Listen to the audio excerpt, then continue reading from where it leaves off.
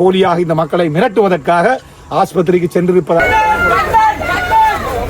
நாங்கள் எங்களுடைய உயிர்தான் அதுக்கு கொடுக்கப்பட வேண்டும் சொன்னால் நாங்கள் அதுக்கு தயாராக தான் இருக்கோம். இந்த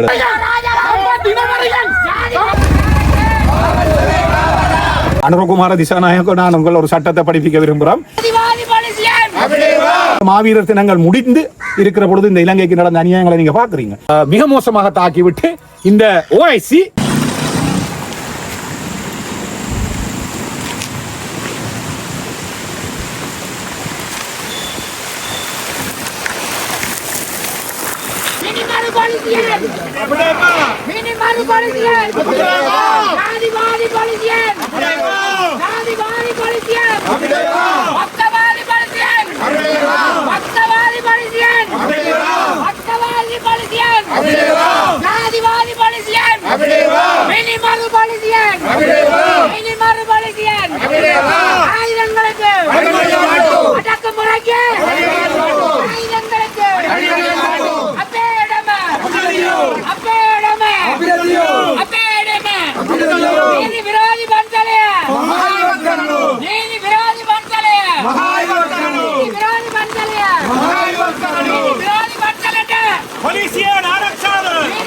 உதவி செய்யுங்க. கையால உள்ளுக்கு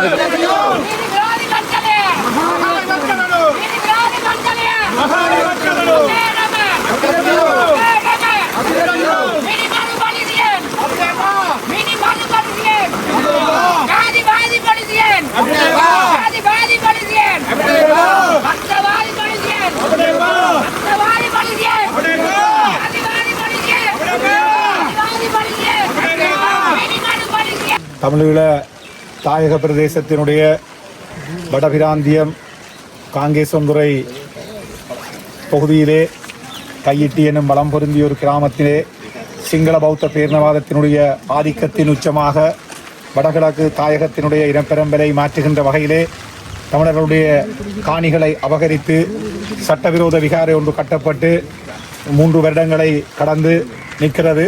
எங்களுடைய போராட்டம் 30 மாதங்களை கடந்து இந்த மண்ணிலே இடம்பெற்றுக் கொண்டிருக்கிறது. உங்களுக்கு தெரியும், அவ்வப்போது ஆட்சிக்கு வருகிற அரசுகள் தங்களுடைய சிங்கள பௌத்த சித்தாந்தத்துக்கு அமைவாக வடகிழக்கு தமிழர் தாயக பரப்பினை இனப்பெரும்பலை மாற்றியமைக்கும் வகையிலும் அதனுடைய கட்டமைப்புகளை சிங்கள பௌத்த ஆதிக்க மரபுக்கு அமைய அதனுடைய சின்னங்களை நிறுவுவதுமாக தொடர் ஆக்கிரமிப்பு 77 வருடங்களுக்கு மேலாக இடம்பெற்று வருகிறது.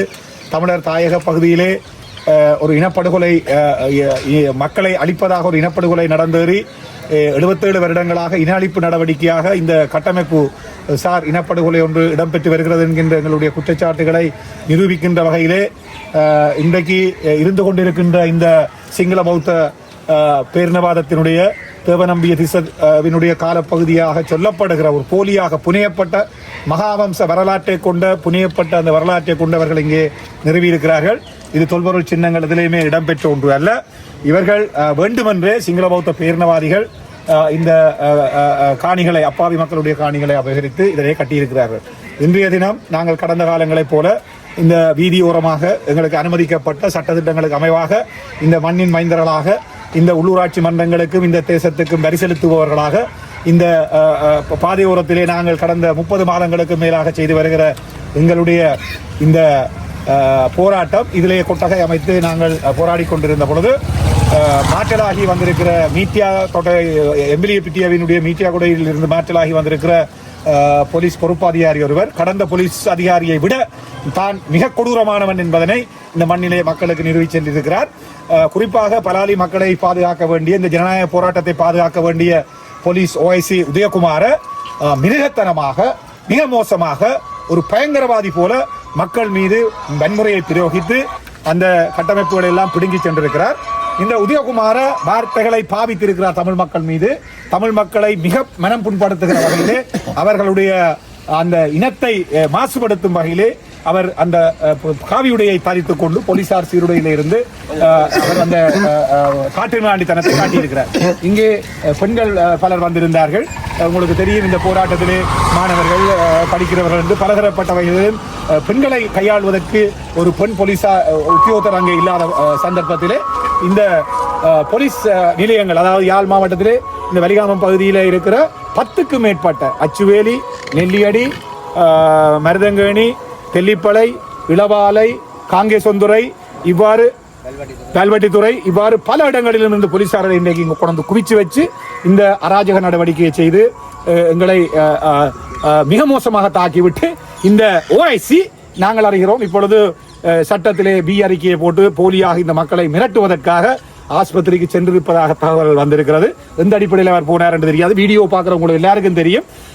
இந்த மிக கொடூரமாக இந்த ஓஐசி என்கின்ற உதயகுமார பல்லை நெருமிக்கொண்டு சட்டத்தை கையில் எடுத்து இந்த காட்டுமிராண்டி தரத்தை இங்கே நடத்தியிருக்கிறார்கள். இங்கே மக்கள் வெறுமே ஆயுதங்களை கொண்டு வந்திருக்கவில்லை, கைக்குண்டுகளை கொண்டு வந்திருக்கவில்லை. மிகவும் அமைதியாக ஜனநாயக வழியிலே நாங்கள் போராடி கொண்டிருக்கிற இந்த போராட்டத்தை வன்முறை கொண்டு அரைக்க முற்பட்ட உதயகுமார உள்ளிட்ட இந்த போலீசாருக்கு நாங்கள் மிக தெளிவான செய்தியை சொல்லியிருக்கிறோம். நாங்கள் சமாதானத்தை விரும்புபவர்கள், நாங்கள் சிங்கள பௌத்தத்தை நேசிப்பவர்கள், சிங்கள சகோதரர்களை நேசிப்பவர்கள். இந்த விகாரையிலே சிங்கள மக்கள் வந்து போவதற்கு நாங்கள் எந்த தடையையும் வைக்கவில்லை. மாறாக அந்த மக்களுக்கு நாங்கள் இந்த மண்ணிலே நடக்கிற அநியாயங்களை சொல்லிக் கொண்டிருக்கிறோம். அந்த அநியாயங்களை நாங்கள் சொல்லவிடாத வகையிலே இந்த பாதையிலே வந்த ஆக்களை இப்ப மாற்றி உள்ளால ஒரு பாதையை வெட்டி எடுத்து மக்கள் பாவனை இல்லாத நான் உள்ளூராட்சிக்கு இந்த மண்ணில இருந்து நான் வடிகட்டி கொண்டிருக்கிறேன். அந்த பாதை ஒன்றை புதுசாக திறந்து அந்த பாதைக்குள்ளால கொண்டு போயிட்டு சொல்லுகிறார் ஓஐசி, நாங்கள் உங்களுக்கு போராடுறதுக்கு ஒரு இடம் தந்திருக்கிறோம், நீங்கள் அங்கதான் போராட வேணும், எல்லா இடம் இருந்து போராட முடியாது என்று சொல்லி என்னுடைய மண்ணிலே நான் பிறந்து வளர்ந்து என்னுடைய மண்ணை ஆக்கிரமித்து நிற்கிற இந்த சிங்கள பௌத்த மேலாதிக்கத்துக்கு எதிராக 77 வருடங்களுக்கு மேலாக நாங்கள் போராடி கொண்டிருக்கிறோம். அந்த போராட்டத்தை மாசு கற்பிக்கின்ற வகையிலே இந்த மக்கள் வருகிறார்கள் என்று சொல்கிறார்கள். மக்களை நாங்கள் தடுக்கிறோம் என்று சொல்கிறார்கள். நாங்கள் மிக தெளிவாக சொல்லுகிறோம். நாங்கள் இந்த போராட்டத்தினுடைய வரலாறை சிங்கள பௌத்த மக்களுக்கு நாங்கள் பல தடவை இந்த விடயங்களை நாங்கள் அவர்களுக்கு சொன்னதுக்கு பிறகு அவர்கள் மீண்டு வருவதில்லை. ஆனால் இவர்கள் நாங்கள் நைனாதீவு நாகதீபவுக்கு போறவர்களை தடுக்கிறதில்லை, ஆரியகுளத்தில் இருக்கிற விகாரியை தடுக்கிறதில்லை, ஜம்புகோடப்பட்டினம் என்று வரலாற்றை திரிவுபடுத்தி நீங்கள் ஒரு விகாரியை கட்டி அங்கே சென்று வருகிறீர்கள். நாங்கள் அங்கே அந்த போராட்டங்களை செய்ததில்லை. உங்களுக்கு திருவோணமலையில் ஒரு அடாத்தாக ஒரு பௌத்தர் சிலையை சித்தை கொண்டே வச்சு அது சட்டவிரோதம் என்று தூக்கி எடுத்து கொண்டு வந்து வெளியில வச்சுட்டு சமாதான குறைவு மக்கள் குழந்தெடுக்கிறார்கள் என்று சொல்லி திரும்ப அந்த சிலையை அங்கே கொண்டே வைக்கிறீர்கள் என்று சொன்னால் போலீசார் இங்கே எதற்கு? அந்த மக்கள் சட்டத்துக்கு மாறாக கிளந்தெடுக்கிறார்கள் என்று சொன்னால் அவர்கள் கைது செய்யப்பட வேண்டும். உங்களுக்கு தெரியும் அந்த திருவோணமலை சம்பவத்தில் ஒரு பிக்கு கன்னத்தில் அறைகிறார் போலீசாரை. அந்த வீடியோக்கள் இன்றைக்கு வந்திருக்குது. ஆனால் சிங்கள பௌத்த மேலாதிக்கம் ஒரு யூனிஃபார்மில் இருக்கிற காக்கு உடுப்புக்கு கை வைக்க முடியும் என்று சொன்னால் இதை போதிப்பது என்ன இந்த மக்களுக்கு? ஆகவே மிக ஆழமாக நாங்கள் சொல்லுகிறோம், இந்த சிங்கள பௌத்த பேரினவாதத்துக்கு நாங்கள் இன்றைக்கும் அடிமையாக போவதில்லை. எங்களுடைய கடந்த வரலாறை நாங்கள் மீண்டும் கையில் தூக்க வேண்டும் என்று சொன்னால் அதுதான் சிங்கள பேரினவாதத்தின் முடிவு என்று சொன்னால் இந்த மக்களை நீங்கள் அதுக்கு தயார்படுத்துகிறீர்கள் என்று சொன்னால் அதற்கான தண்டனையை இந்த அரசை அனுபவிக்க வேண்டும். வெறுமனே இந்த அனுரகுமார திசாநாயக்க தலைமையினால் இந்த அரசு நாங்கள் ஒரு இடதுசாரி அரசு, நாங்கள் மக்களை அரவணைத்து செல்கிறோம் என்று சொல்லி சுனில் கிரிதும என்கின்ற பௌத்த சாசனத்தினுடைய அமைச்சர் சொல்லுகிறார். இந்த கட்டிடம் திஸ்ஸவிகாரை தங்களுடைய அந்த மத நிறுவனத்திலே பதியப்பட்டில்லை என்கிறார். இந்த காணிகள் முறையாக சுவீகரிக்கப்பட இல்லை என்கிறார். காணிக்கான ஆவணங்கள் அவர்களிடம் இல்லை என்கிறார். நாங்கள் கேட்கிறோம், இந்த ஜின்தொட்ட நந்தாராம சுவாமின் மான்சே எப்படி இந்த இடத்திலே அவர் இருக்க முடியும்? இதற்கு ஒரு ஆவணம் இல்லை என்று சொன்னால் இதை உறுதியை கொண்டிருக்கிறவர் அங்கே அப்பா இருக்கிறார், பத்மநாதன் அவர்கள் இருக்கிறார், மகனங்களுடைய தையிட்டி பிரதேச சபையினுடைய தையிட்டி பிரதேசத்தை அவர்களுடைய வட்டார உறுப்பினர்.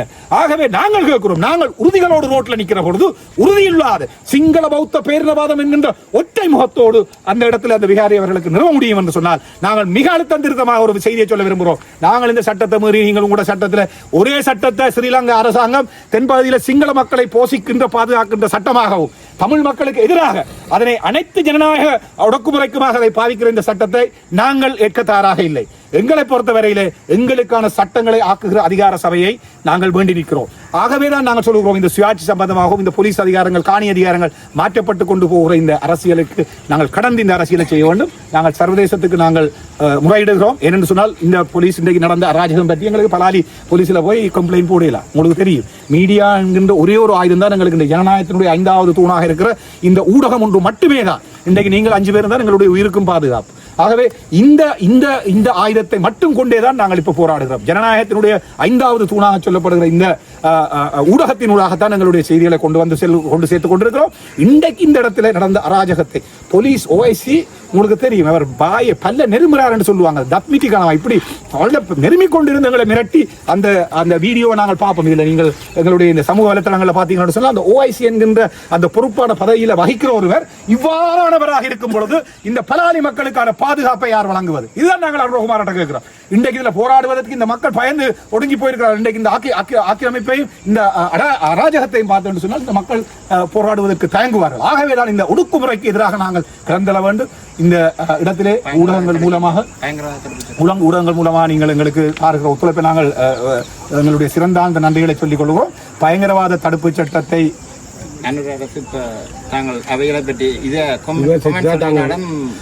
இப்ப புதுசா ஒரு நியூஸ் போட்டிருக்கிறார். அரசுக்கு எதிராக நாங்கள் கருத்துக்களை தெரிவித்தால் அவர்களை பயங்கரவாத தடுப்பு சட்டத்துக்குள்ள கைது செய்யலாம் என்று அனுரகுமார திசாநாயகம் நான் உங்கள் ஒரு சட்டத்தை படிப்பிக்க விரும்புகிறோம். நான் என்னுடைய நீங்கள் ஒரு அராஜகவாதியாக சிங்கள பௌத்த பேரினவாதத்தினுடைய முகவராக இருந்து கொண்டு ஒரு பயங்கரவாதியாக செயற்படுகிற பொழுது எனக்கு இருக்கிற ஜனநாயக உரிமையை உங்களுடைய சட்டங்களாலே முடிக்க உங்களை கைது செய்ய முடியும் என்று சொன்னால் பயங்கரவாத தடுப்பு சட்டத்துக்குள்ள நீங்க போட முடியும் என்றால் போடுங்கள். அதுல எங்களுக்கு எந்த பிரச்சனையும் இல்லை. ஆனால் ஜனநாயகத்தில் எங்களுக்கு இருக்கிற உரிமை, எங்களுடைய உரிமை மறுக்கப்படுகிறது. இந்த சிங்கள பௌத்த பேரினவாதத்துக்கு எதிராக இந்த சிங்கள பௌத்த பேரினவாதம் தான் அதை மறுக்கிறது என்று சொன்னால் அதற்கு எதிராக எங்களுக்கு இருக்கிற ஒரே ஒரு வழி ஜனநாயகத்தில் இருக்கிற இந்த உரிமை. எங்களுக்கு அனுரகுமார திசாநாயக்கனுடைய இந்த பயங்கரவாத இந்த அரச கட்டமைப்பை நாங்கள் இல்லாமல் செய்கிற இந்த பரப்புரையை நாங்கள் செய்தே ஆகணும். ஆகவே இந்த பயங்கரவாதத்தை நாங்கள் 35 வருஷத்துக்கு மேலாக நாங்கள் போராடி வந்த நாங்கள் என்னை பொறுத்தவரையிலே விடுதலை புலிகள் இந்த மண்ணில் போராடினது என்னுடைய அரசியல் அபிலாசைகளை முன்னிறுத்தி, என்னை பொறுத்தவரையிலே என்னுடைய அரசியல் அபிலாசை என்பது நான் ஒரு தனித்த நாட்டுக்குரியவன், ஒரு தேசத்துக்குரியவன். அது என்னுடைய உரிமை, என்னுடைய பிறப்புரிமை, என்னிடமிருந்து பிரிக்க முடியாத உரிமை. அதனை சிங்கள மக்கள் பெரும்பான்மையாக இருக்கிற ஒரு பாராளுமன்றத்தில் நிறைவேற்றி அந்த சட்டத்தை படிக்கிறார். ஆகவே அவர்கள் என்னுடைய கனவை தூக்கி சுமந்தார்கள் என்பதற்காக அந்த விடுதலை போராட்டத்தையும் நாங்கள் ஆதரித்து இந்த மாவீரர் தினங்கள் முடிந்து இருக்கிற பொழுது இந்த இலங்கைக்கு நடந்த அநியாயங்களை நீங்க பாக்குறீங்க. இந்த போரை மிக கொடூரமாக இதை ரணில் விக்ரமசிங்க தான் சொல்றார். தெய்வத்தினுடைய சாபம் அதற்கு கிடைச்சிருக்கின்ற நான் சொல்ல இல்லை.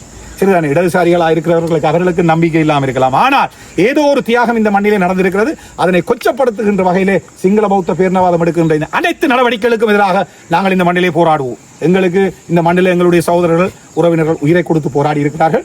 நாங்கள் எங்களுடைய உயிர் தான் அதுக்கு கொடுக்கப்படணும் சொன்னால் நாங்கள் அதுக்கு தயாராக தான் இருக்கோம். இந்த இடத்துல எங்களை உயிரை எடுத்து இதை அடக்கலாம் என்று சொன்னால் அது அந்த சவாலையும் நாங்கள் அனுரகுமார திசாநாயக்கனுடைய அரசாங்கத்துக்கு இந்த இடத்துல சொல்ல வைக்க விரும்புகிறோம். இந்த பயங்கரவாத சட்டம் இந்த புலிகள் என்கிற முத்திரையை குத்தி கொண்டு வந்து இந்த மண்ணினுடைய போராட்டங்களை நீங்கள் மழுங்கடிக்க முடியாது, அடக்க முடியாது. ஆகவே தான் நாங்கள் சொல்லுகிறோம் மிக தெளிவாக அனுரகுமார திசாநாயக்க தலைமையினால் இந்த அரசுக்கு எதிராக சர்வதேசங்கள் இந்த அடாவடித்தனங்களை பார்க்க வேண்டும். 77 வருடங்களுக்கு மேலாக தமிழினத்துக்கு நடந்துகிற கொடுமையை இன்றைக்கு 2025ஆம் ஆண்டு டிசம்பர் மாதம் நாங்கள் இன்றைக்கு 4ஆம் தேதியில இருக்கிறோம்.